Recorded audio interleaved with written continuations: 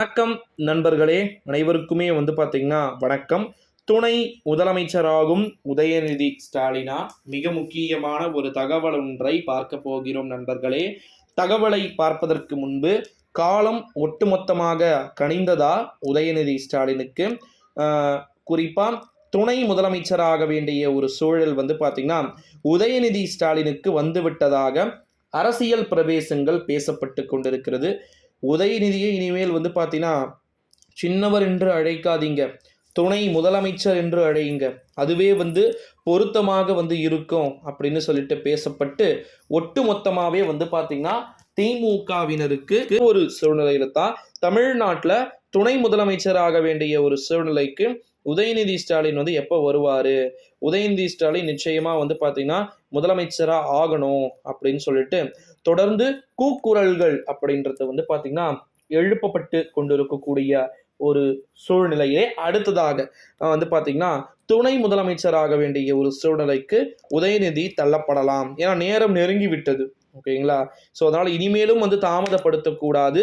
உதயநிதியை ஒரு நிலைக்கு நம்ம கொண்டு வைத்து விட வேண்டும். ஸ்டாலினுக்கு பிறகு உதயநிதி ஸ்டாலின் தான் என்பது கழக தொண்டர்கள், நிர்வாகிகள் என அனைத்துமே தெரிந்து விட்டது.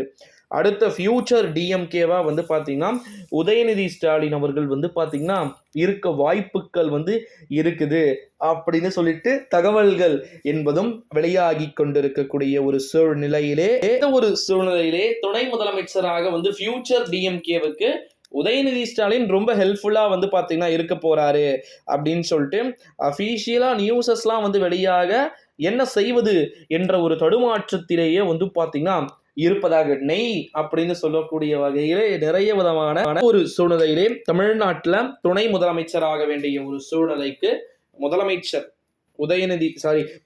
முதலமைச்சர் ஸ்டாலின் உதயநிதி ஸ்டாலினை முதலமைச்சராக்க பார்த்தீங்கன்னா திட்டம் போடவே தான் ஒட்டுமொத்த குடும்பமுமே பார்த்தீங்கன்னா இப்ப கொடைக்கானலுக்கு படையெடுத்திருக்கிறாங்க அப்படின்னு சொல்லிட்டு ஒரு குண்டையும் தூக்கி போட்டு விட்டார்கள் நண்பர்களே.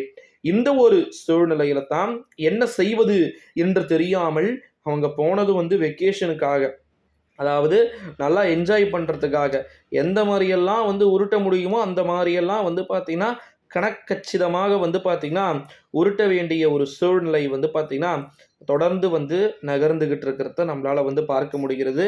ஸோ துணை முதலமைச்சராக வேண்டிய ஒரு சூழல் வந்தால் அதை தமிழ்நாட்டுடைய மக்களாக இருக்கக்கூடிய நீங்கள் அதை எப்படி எதிர்பார்க்கிறீர்கள்? ஓகேன்ற மாதிரி நினைக்கிறீங்களான்றத கமெண்ட்ல சொல்லுங்க.